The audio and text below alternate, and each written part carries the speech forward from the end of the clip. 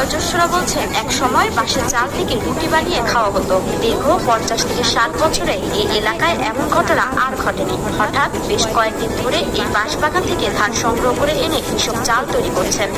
আমি অনেক আগ থেকে শুনছি, যুদ্ধের পর থেকে যে বাঁশের চাল নাকি হয়, কোনো দেখিনি চা সেটা বাস্তবে কয়েকদিন ধরে দেখতেছি। আজকে নিজে প্রমাণিত যে বিড়ে বাঁশের ফুল থেকে যে চাল হয়, আজকে নিজেই আমি খাইছি এই চালটা।